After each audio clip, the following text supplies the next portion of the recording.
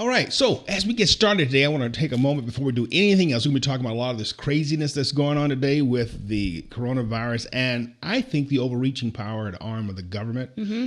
So just kind of want to wake people up, especially those who call themselves by the name of Christ.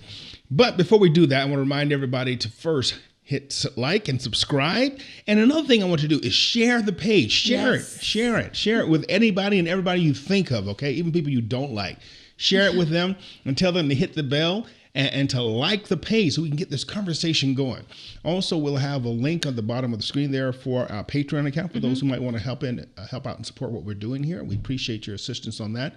Also, coming up later, we're going to have a link that we can start allowing you to purchase some of my books. You'll see some of those in the background today, too, so we'll talk about those as we go. I have a number of books out on the market that support some of these ideas and just kind of give you a link inside the craziness that makes me who I am. So, but other than that, we also have an Instagram page. Yes. I forgot about the Instagram page, so we have that happening, too. So we can begin to just kind of get out there and touch the world around us. Definitely. But as we always say, now it's time to get behind the why. This is the Ray Ellis Podcast. Let's get behind the why. Let's talk about the craziness that's going on today. You know, I was thinking, we were talking about how people are so willing to give up power. Right. Do you remember we talked about this earlier this week? I'll make sure I wasn't just going, woo, out in the middle of nowhere. I remember. But we talked about the fact that people are willing to give up power in the hope for security. And some of the craziness that has gone on. You think back as far as the establishment of the Roman Empire. Rome came on the scene and this great democratic power. I mean, think about it. This was so different than the governance we've seen in the world before, where you had typical monarchies. Rome rose on the scene as a democratic party, a democratic republic, where you had these group of people who were supposed to represent the masses. And that worked. I know, I'm like, it sounds so good. I mean, it worked. It worked. Right. I mean, not that it was perfect. Rome was corrupt. I mean, yeah. it had people in it, and people without Jesus are evil, right? What the Bible says, heart's deceitfully wicked, who can know it? And so we saw Rome rise nonetheless as a political power, military power, financial power. Rome ruled the world. In like manner, we see America has done the exact same thing in this democratic republic, not a democratic government, but a democratic republic, where you have a smaller group of people, which represents a larger group of people, supposed to represent a larger group of people. Supposed to. And so we see this same madness begin to rise that we saw in Rome, now we see in America. But the thing that fascinated me in this process of thinking was, if you remember, we did a show a few months ago on the rise and fall of Rome. It wasn't about that. We talked about manhood, but we used as a backdrop the rise and fall of Rome. And you saw as Rome gave in to its hedonistic tendencies, the structure that was Rome. I mean, this dynamic government, this military, this financial power, inflation set in, moral corruption set in. Things like abortion was rampant. I mean, it was crazy. The destruction of the traditional family, homosexuality, all these things that were adopted as the rule, as the normal plan for life, began a slow corrosion of the foundation that was Rome. Right. And then as we see this go on, we see in the latter days, of course, the rise of the Colosseum, or the blood sports, as we call them, and how the powers that be used that satiation of the lust of the flesh to control the people. Right.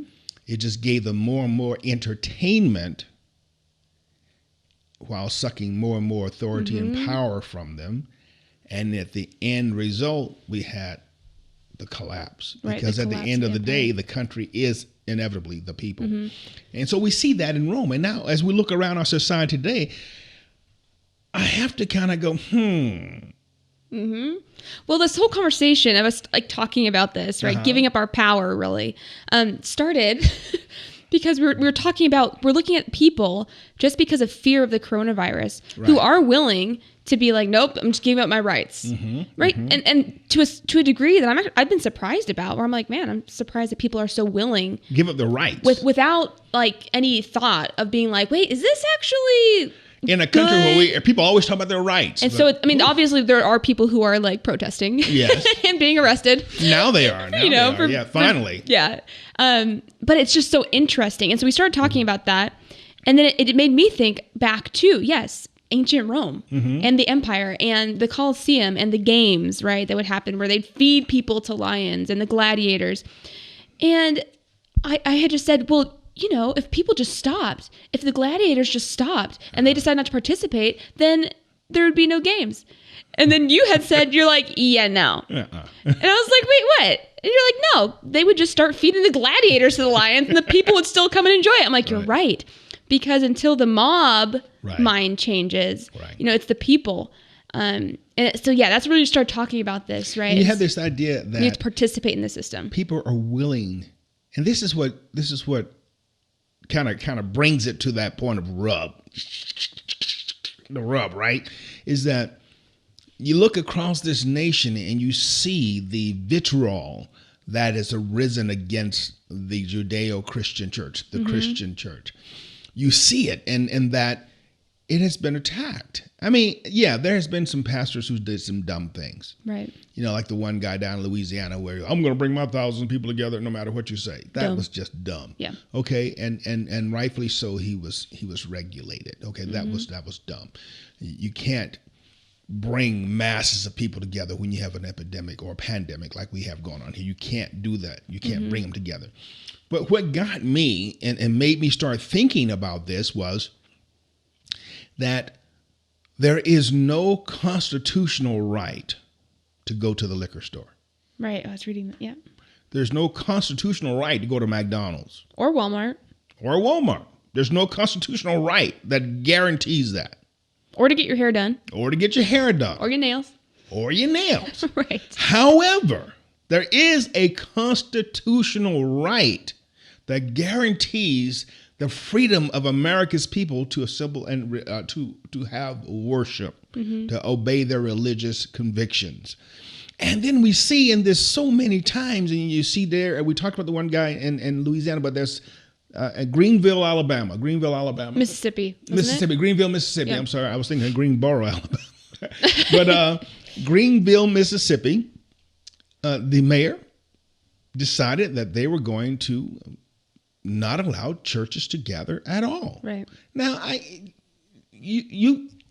don't know how you make that work, but let's just say, I say not at all because of the simple fact that the pastor here is having a church service in his parking lot. And he's relaying this message, the ministry, the service, via the radio. And I've seen a lot of churches doing that, where it's like a drive-in church. They come they were in their cars, still social distance, with their windows up, in the parking lot, with their windows up. Now, these guys then were issued $500 citations for being ridiculous at church. Now, this would be a lot more acceptable, a lot more understandable if people were not allowed to go to the liquor store. If people were not allowed to go anywhere. But no, I'm just going to use the liquor store. Let's use the liquor store. Because some people might say, well, you go there to get your spirit fed. I go here to get my spirit fed. Sure. So let's just say the liquor store.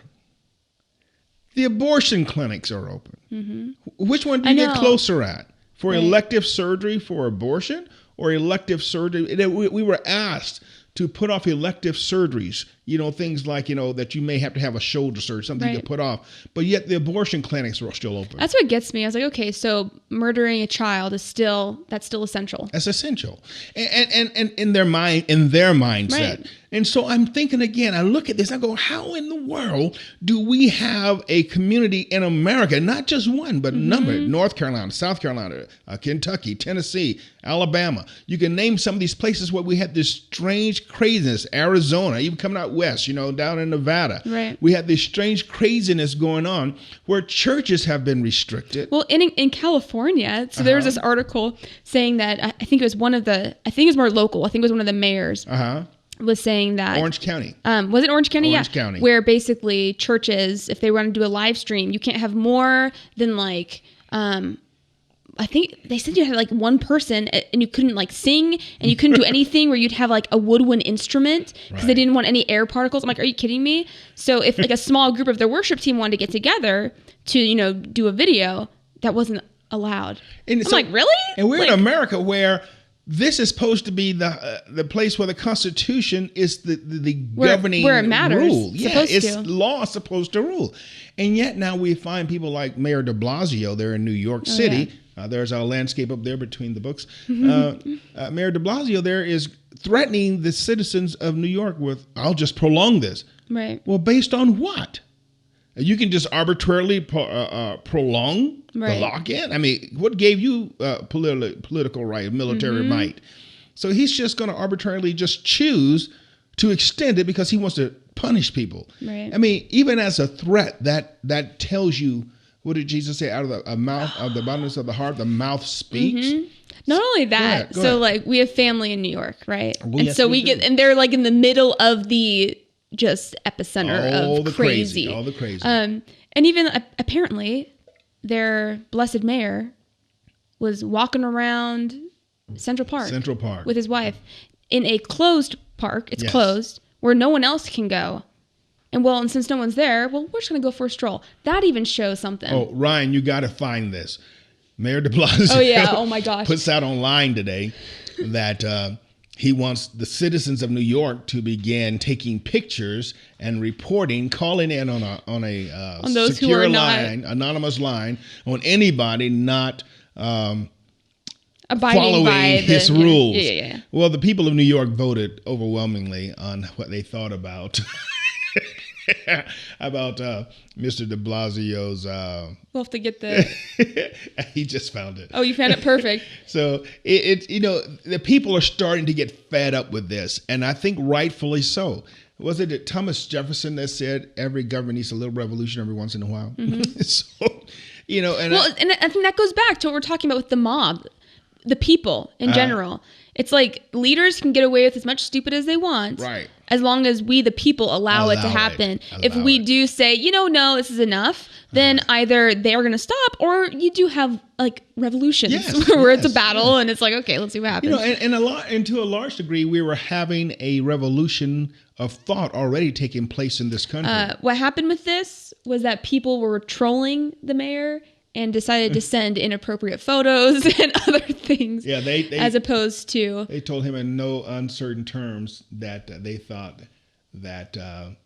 We'll have to get the other. And that was it right there. Yeah. They told him in no uncertain terms that he should just go back under the rocky croft from under. That's the people in New York that said that. I didn't say that's a quote. Okay. It's like. But my point is that we look at this and we think about Germany. Okay, Germany had taken a severe beating in World War I. They were humiliated. And as a result of that, about the same time that that America was going through its Great Depression, Germany was also going through a Great Depression. But Germany had something America didn't have. Germany had what was called the National Socialist Party. I was like, the Nazis. The National Socialist Party, better known as the Nazis. But they were little and unknown, really, not real powerful at that time. But what happened was that the circumstances and situations in Germany were so bad that people were desperate. And so up rose a relative unknown personality. What was his name? Adolf. I was like, really? Anderson. Adolf Hitler. And he traded, position for power. And he promised and said, you know what? If you will give me just a little bit more power, I guarantee I can make these things happen. And he began to siphon power off of the legitimate government at the time and absorb that power to himself. And the people, because he began to tell them things that they wanted to hear. You are really the preeminent people on the face of the earth. You deserve better than this. Call that tickling your ears. And you're not like this because you messed up. Right. We're not in this defeated, hurt position because we did something wrong.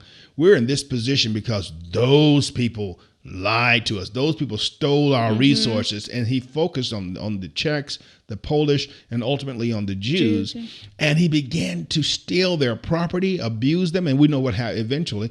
But what happened is that the populace went along with it because he promised them good. And here's the truth. Germany came out of their depression sooner than we did because of the lies, because of the manipulation that Hitler told. But, however, if you remember the stories when you're a little kid, the story of 3 little pigs, right? Yep. 3 little pigs, they go out on their own. They're going to go seek their fortune. You guys remember the story, right? 3 little pigs go out to seek their fortune. And the first pig builds his house out of what? I forget the order. Straw. Yeah. Second one builds his house out of sticks. And they get through quick and they plan. Who's afraid of the big bad wolf? The big bad wolf. You know, they had a singing and dancing, having a good old time, right? Now, when I was a child, this is the way that story was told. The wolf came to the first pig's house, and the pig says, "You can't eat me. I didn't chin, all that kind of stuff." And the wolf huffed and blew it in, and then went in and ate the pig. He didn't run away like we see it today. I know, like the Disney version. I think he ran away. The pig. And then the second pig comes up to he goes, "I'm going to come in here and you can't eat me now, but I have my chin. And I'll huff and I'll puff and I'll blow you out." Sticks fall in. He has pork dinner again. Wolf is feeling pretty cocky. He goes on and he gets finally to the glass brother, and it's the brick house. He's got COPD, right? He can't blow. And so he's out of the game. And he had the Rona. He finally... Yeah, shortness of breath. The Rona. And then he finds, and he climbs into the chimney, drops in the pot, and then the pig cooks the wolf. He doesn't eat him, of course. Well, knowing the pig, he might have ate it. I was like, probably didn't pigs eat everything. But the wolf was killed. So the point of the story here is that, yes, the things that Hitler offered were easy fixes, and they did have quick results. But what was the foundation of it, really? See, it didn't last. It didn't last. So from 1933 to 1945, 46, when the war ended, Germany was worse off than it was before. And so now we find, 10 short years of 12, 14 years of really actual dominance by this Nazi party brought Germany low. Right. And so we see this same thing happening here in America. We have people like Bernie Sanders, who just, AOC and all these voices. AOC reluctantly says she's going to vote for Biden now. But anyway. She also recently said that working people need to boycott working after that. I'm like, yeah. I was like, so I don't understand this thought process. Is this a socialist mind thing? Because, like working is the worst thing you can do? No, I'm going to explain it to you. AOC gets a check for doing nothing. True. So she thinks everybody else will get a check for doing nothing. See, that's how it works. They're in government. They're not doing anything. I'm serious. I'm not trying to be funny here. So sad. She got into government without any real business history, no real political history. I mean, they talk about Trump. At least Trump had business history. An extensive business history. Yeah, had built multitudes of just, foundations of wealth and made other people rich. He had taught other people. He did all these things that you expect from a leader. And I'm not expecting you to jump on the Trump train. That's not what this is about. I'm just talking about the reality of facts here. People like AOC come to power without any real foundation for that power. Right. And now all the power they really have is popularity. And personality. Yeah, and so she's kind of like an entertainer. Yeah. She's like an entertainer who gets paid really well by the people of America through taxpayer dollars. And so she can run around doing all this stuff. And she has some business she has to do for her office, but most of her stuff, you look at what she's doing, and it's just this. She's like these guys back in the 60s go to these clubs and they spout off this spoken verse and everybody goes, and they all snapping their fingers like, this is so cool. And it's like, no, the Green New Deal will never work. It just won't work, okay? Not as long as you drive around in your car and fly in your airplanes, live in your 3 houses. It's never going to work, okay? With all of your ice cream in your freezer. Yeah, AOC, all these people, all this duplicity of talk. I was talking about Thomas Sowell last time. He was talking about how people will say these things and they work so well in expression or on the page, but in real life they don't work. Like you talk about people like you talk about people like Nancy Pelosi. You talk about what's her name, the Maxine Waters. All these guys. What's his face? The guy who makes the movies, Michael Moore. All these people talking about the walls in Moore. You got to be a socialist and all this stuff, and yet multiple $1 million people, 10, 11, 3, 4, 5 homes. Pelosi with her, with walls around her house. She got walls around her encampment, so to speak, but yet the walls at the border were supposed to be immoral. It's duplicity of thought. Right. And you listen to these people, they say what they don't mean. And so they're really busy about preaching and singing this song like any entertainer. You watch a movie, right? And you may watch a movie that you really are into, and you see an actor play this. For my case, it may be an actor who he may play a very moral character, right? And I'm like, oh, this is really good. And then you see the same actor play a movie, and he's a despot, and you're like, what the heck? And you're like, because he's a good actor, yep. And it made you believe it. That's why I won't watch. I'm gonna. I don't mean any disrespect to you, Mr. Denzel Washington, but I will not watch a movie where Denzel Washington plays a bad guy. Oh, it's not fun. I just want to. Yeah, no. Yeah. I made that mistake once. I remember you telling me that. I watched him in the movie Training Day. I watched it one time. And then you were mad. I will never watch Denzel Washington play a bad guy. I like him too much to see him as a bad guy. It's true, though, because you're like, It's like, I don't mind him playing the reluctant hero. I don't mind that, but when he's a flat out bad guy, I'm like, no, Denzel, no, can't go there. You just messing with my worldview. Can't go there. That hurts me in a deep personal place. Like, you can't do that. That's like watching Kobe when he played and have a bad game. It's just, No, it wasn't gonna happen. Yeah. So. No, it's true. And so we see these guys come out and they out there singing and dancing, but they don't mean what they're saying. Right. They just want you to believe what they're saying. And so we go on and we look at this stuff that's happening now with the government overreaching. And here's the problem. We used to call it back in the day. It was called mudslinging. You don't hear that term much anymore. Now this is how I came to understand mudslinging. I was the youngest of 5 children, and so I was at home with grandma, my great-grandmother, when other kids were at school. And being a very creative child, a very active child, I often look for things to entertain myself. And you often got in trouble? Depends on the interpretation. So what I did, we had these really, I don't even know what the flowers called. They were long stem here, and then they had these little kind of ball of flowers that would hang out. They were kind of purplish and white. There was long yellow, green stem, young green stem, then like a little ball on top. And I found if you pulled them up, they were really heavy at the head. You could swing them around. And if you threw them, because the head was so heavy, it would lead. So I was playing war with these invisible people. And at one point I threw and it hit the front door. The old family house used to have 2 front doors. So right in the middle of the 2 front doors, this big wall that was white, horizontal planks. And I hit it and went, and they made this great sound. I'm like, whoa, that was cool. So I took a bunch of them. I'm like, wow, wow, wow, wow. And just smack. And all of a sudden I look at the wall, all this plant juice. And dirt. It's staining this wall. And I'm like, oops. And grandma comes up, what all this noise? I'm like, I don't know. These plants just all of a sudden just started flying. So even though she made me clean up, the stain was still on the wall. See, that's mudslinging. And that's what these people do. They throw stuff out there and they, and then let it go down. But, the stain is still there. Right. And that's what we're seeing in society now. So with this government overreach that we're seeing, my concern is that there are people who are in government whose sole purpose for being in government is to stay in government. It's about power. It's to stay in government and it's to change the system in order so that they can stay there for and they don't forever. Care. And I'm looking at human nature now. They don't care what it does to the people as a whole. Right. Because just like Hitler didn't care what it did to Germany, ultimately, he knew what he was doing to Germany was destroying it. That's why, sorry. Go ahead. I think that's why it's so important to know history, because I've heard a lot of people on the left just associate Trump with Hitler. They talk about the Trump presidency and they're like, oh, Hitler and a tyrant and a dictator. And I'm like, okay, I hear what you're saying. That's the mudslinging. I know. I was like, but you're using terms that don't apply to this man at all. Because he said he's a nationalist. He carried America first. Oh, see, he's a Nazi. No, Hitler was not a nationalist. He was a national socialist. It's different. Democratic socialist, national socialist, same thing. No, very different. Very different, right? You think so? Very different. I think democratic socialist is about the same thing. They are really about empowering themselves to rule over the people. Sorry. I misunderstood what you said. Yeah. I'm sorry. I thought you might have. No, I missed the. Okay. My bad.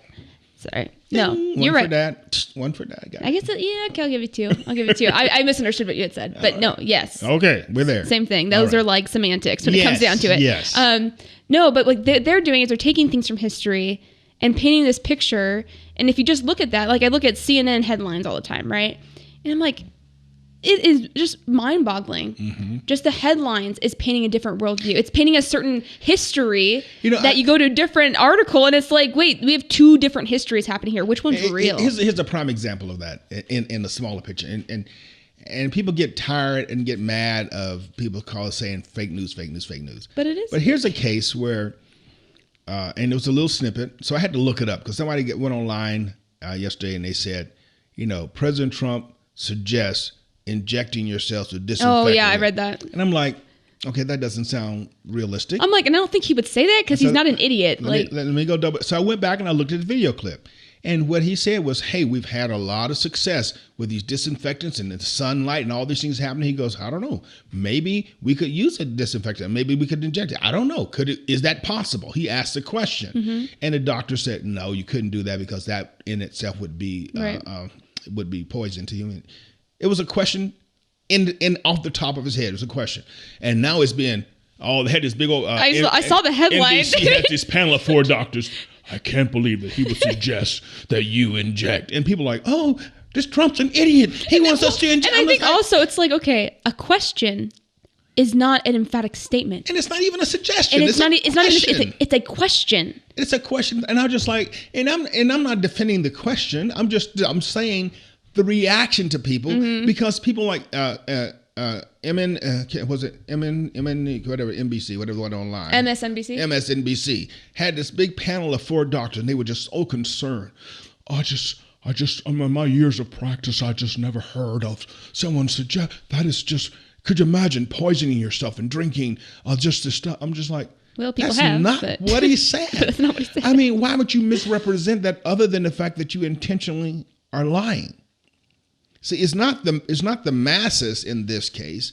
It's that few at the top that are intentionally misleading, and then the mob is guilty, just like the mob was in Rome. Mm-hmm. They just went to see the game. Right. They just wanted to make sure that their services were provided. Mm-hmm. They didn't care about the fact that there were actual people in the arena who were being sliced open and stabbed and burned to death and chewed on by dogs because, well, the government said those people deserved it. So obviously they do.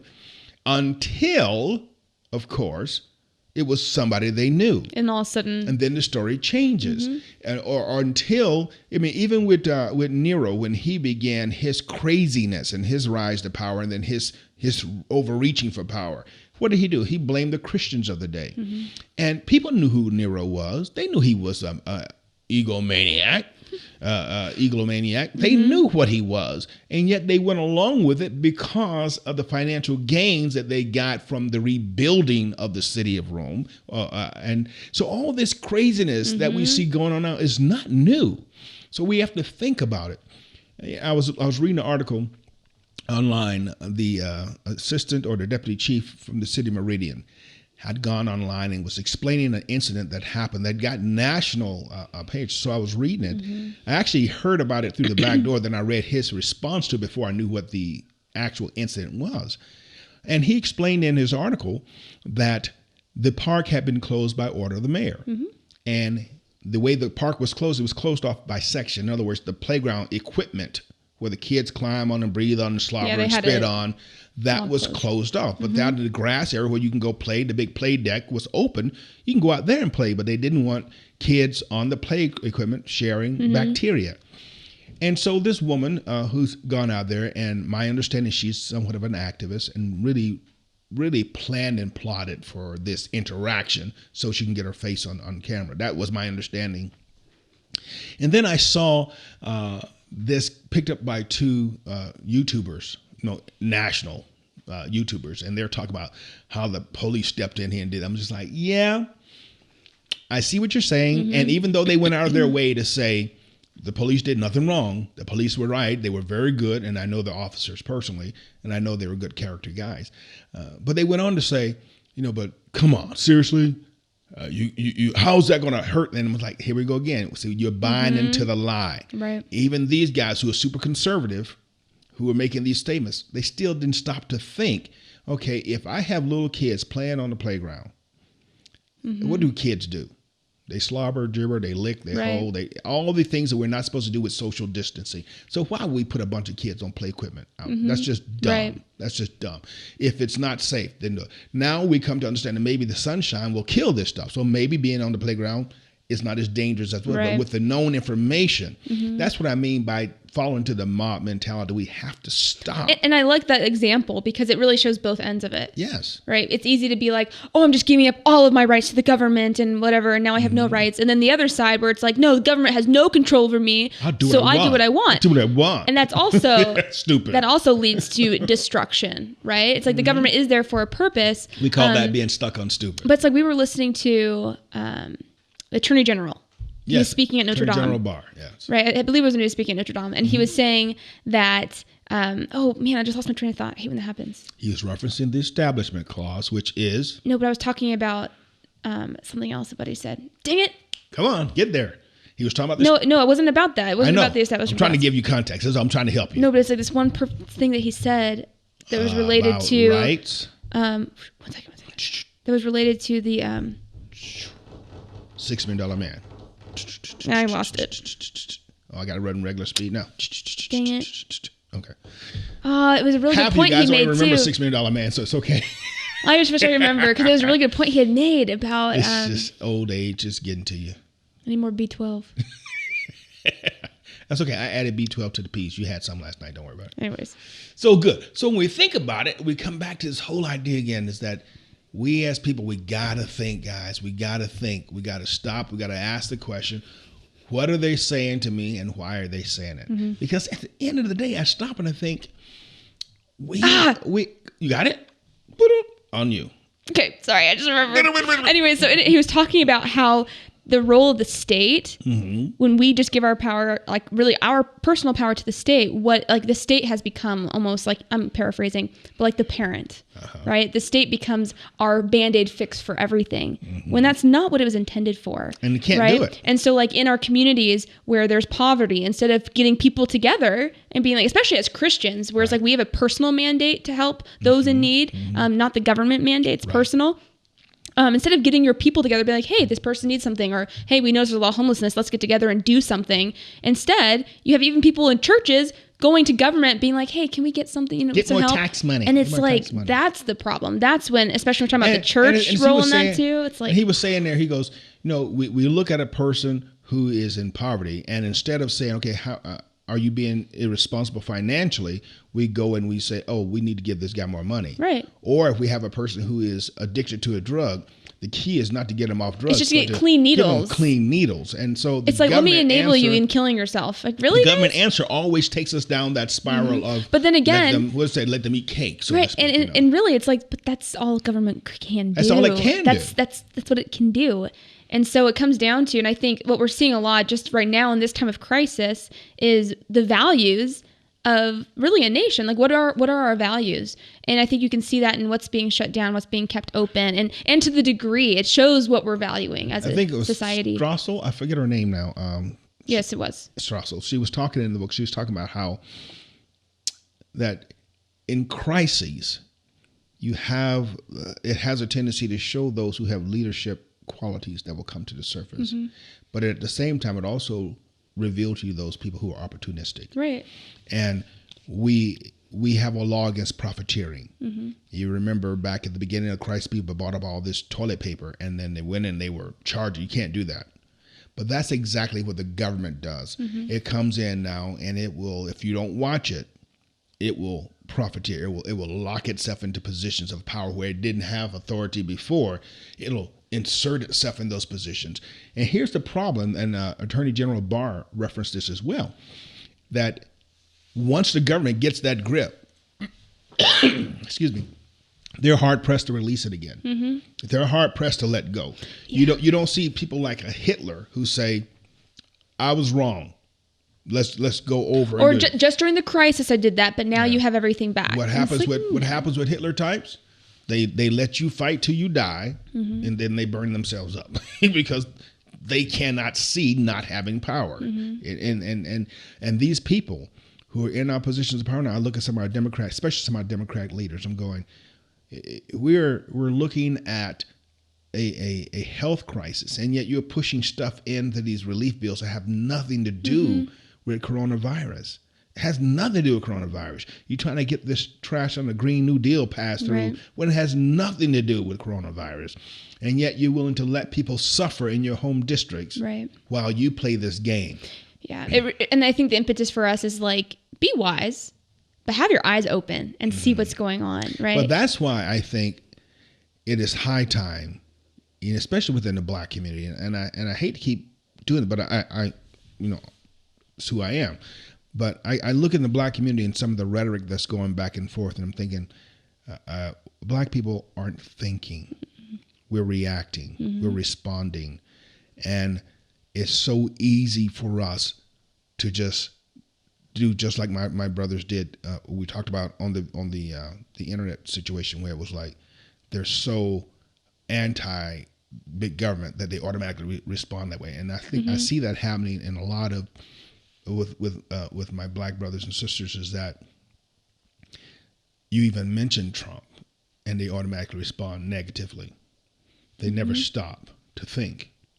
And I think that's one of the things I like about Thomas Sowell is that, he stopped and he said, I don't like Trump. I'm not fond of him, but at the same time, I look at what he's doing and I go, I wish he would do it differently, but what he's doing is working. I always loved what Ben Carson said, that, if you're especially a Black Democrat and you start thinking, oh no, that's a problem, because as soon as you do, you're gonna see things. Gonna get attacked. Because there's just facts. Yeah. No, and you're gonna see like, oh, wait a minute. Yeah. Like that leader's lying to me or whatever. It's scary because of the simple fact that you have to be different than you were. You need to be honest with yourself. And I tell you, especially when I go home to the South and I'm like, as a Black Democrat, it's like, wow. It's like I got a tag on my head or something. It's different. People know it's different. They know I'm different. Right. And it's and the idea that there is limited, if any, real debate on the issues. Right. That's what blew my mind. See the whole black exit for the Democratic Party that Candace Owens started.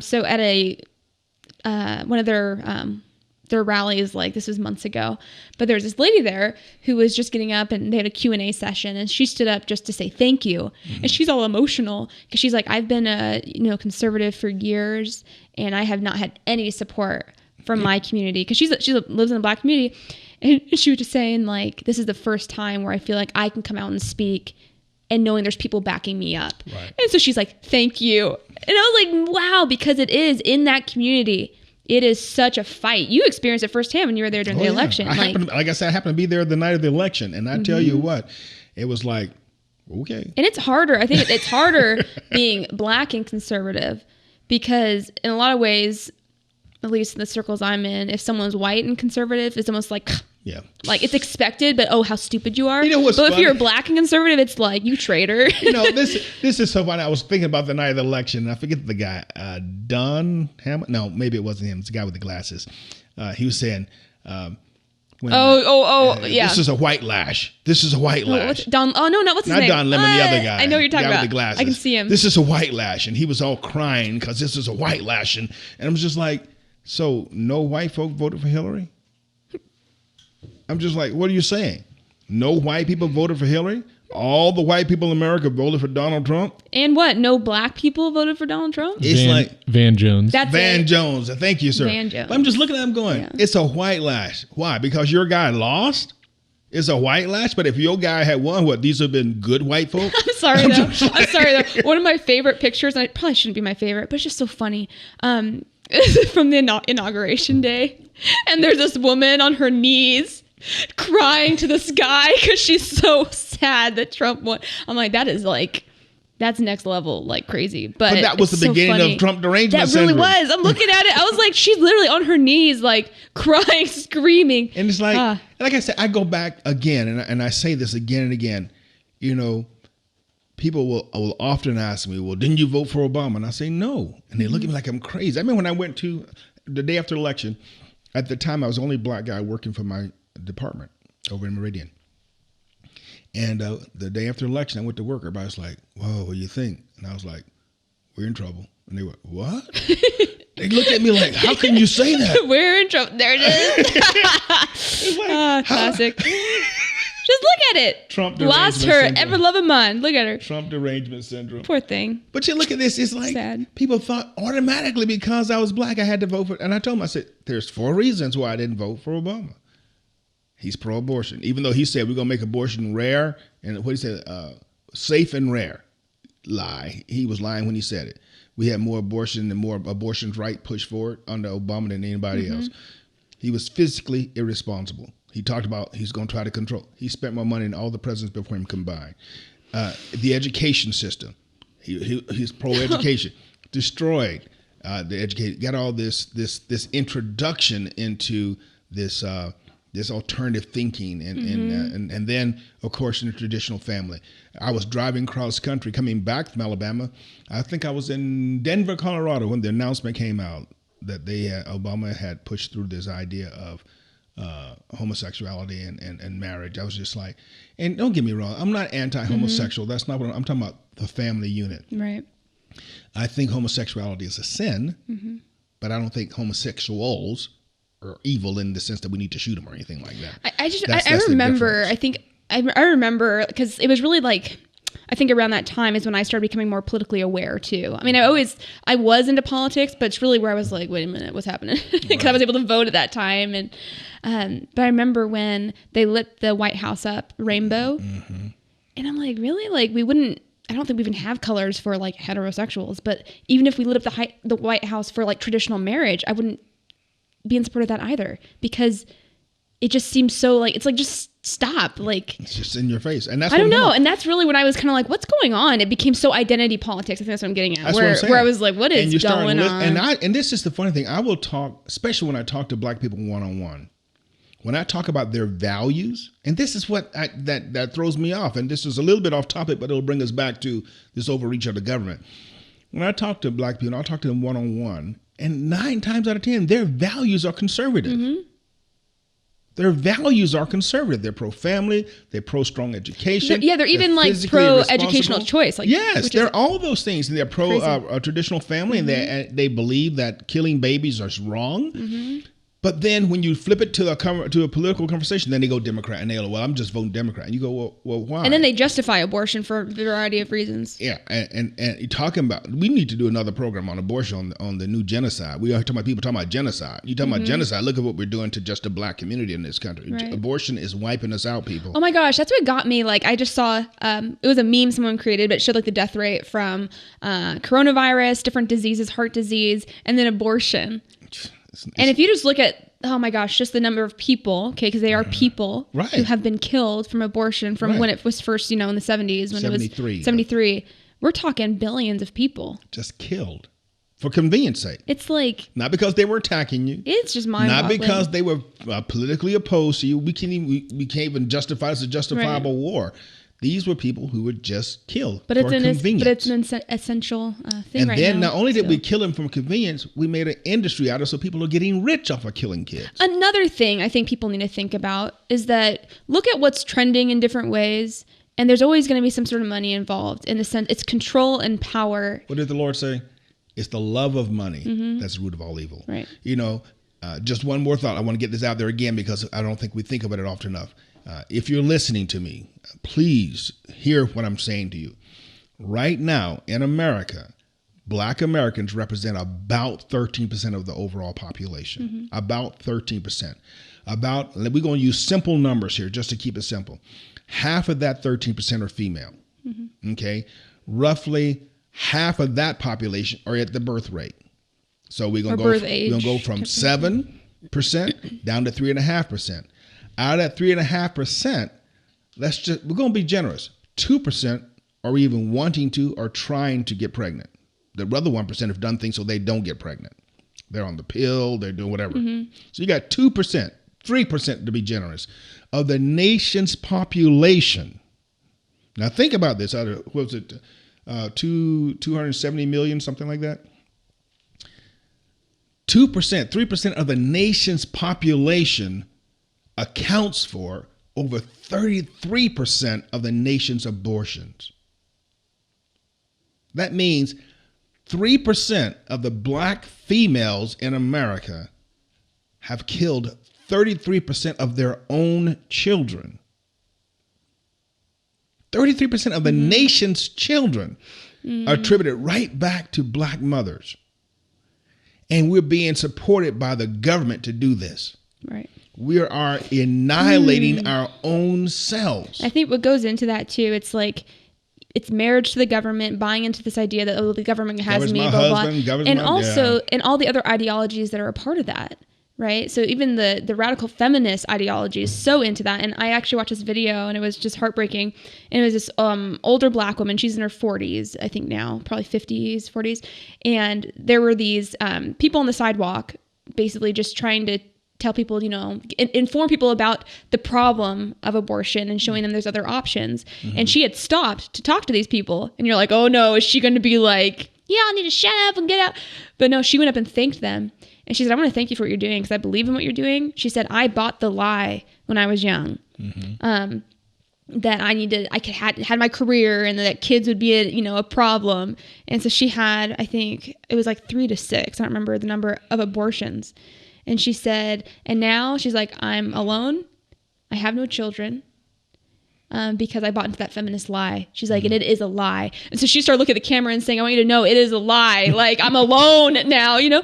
And I was like, how sad? Because the sad thing is there are a lot of people who make these decisions and at the time they think it's right and they think it's good. There's a way that seemeth right to and it's because they're buying into that deception, that lie. And I mean, I go to school with people who talk about, woman, you don't need a man, and if you do, it's your choice, but you can be whatever you want and all this. But it's just to the point, it's like that toxic extreme where I'm like, okay, but now you have all these people who end up alone and sad and because they buy this lie because it doesn't lead to life. It is, this is the whole problem.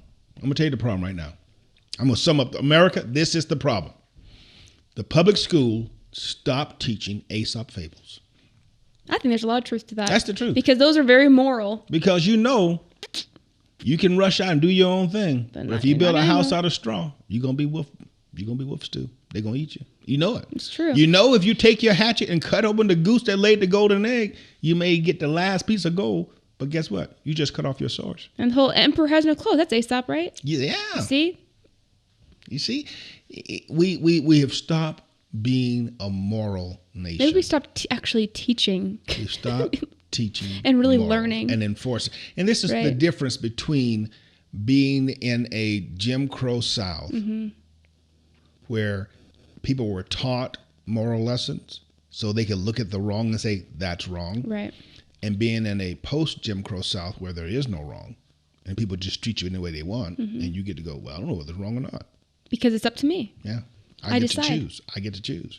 Right. And so as long as we do that, we're going to always find ourselves in a position to be controlled by whether it's the government or some other think. One more thing I want to say about that I think is important. I think as Christians, how often do we see in the Bible, it's so repetitive, right? It says, teach your children, hang it on the wall, say it all the time. Because if we don't pass on, and even the Attorney General is talking about this, if you don't pass on the Christian faith and you don't pass on those values to your children, then it's going to die. What is it?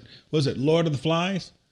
You degenerate into savages in less than a generation. Right. I mean, it doesn't take much. And that's what we see. So you see this deterioration within generations because we're not passing on, we're lowering our standards, and we're not going into life without the Lord transforming our minds. The rising or the growing number of fatherless homes, children born out of wedlock, violent crime, all these things are increasing. And we look at it and we go, I don't know why it's happening. It's like, okay, why don't you go back and see what the difference was before you did this brand new idea that you were trying. Oh, well, I'll tell you what, daughter, this has been a delightful conversation. And I hope that we've helped you, the audience there, to think. Just think. I'm not asking you to necessarily agree with me, but to really have a reason why you believe what you believe, especially if you call yourself a child of God, because at that point, then your opinion doesn't matter. We always have this saying, we all have opinions, they all matter the same. Zero. That goes back to facts don't care about your feelings. Facts don't care about your feelings. So, and if you are a child of God, the determining factor for you is the word of God. So what does God say about life? God loved people so much that he allowed his son Jesus to die for us. So what should your opinion on abortion be? You can't commit murder. You can't do it. You can't do it. You can't steal. And you can't authorize Bernie Sanders, nobody else to steal in your name. You can't do it. You can't do it.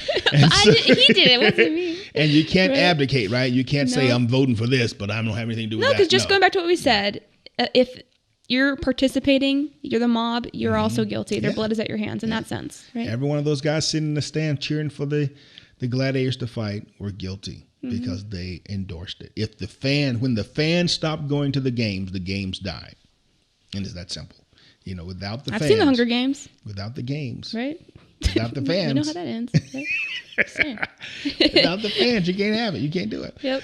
All right, then. So, well, guys, we've really come to the end of this thing. We've gone, actually, we went a little long today, but it was a good conversation. I enjoyed it. I love conversations to stimulate my mind and give me things to think about.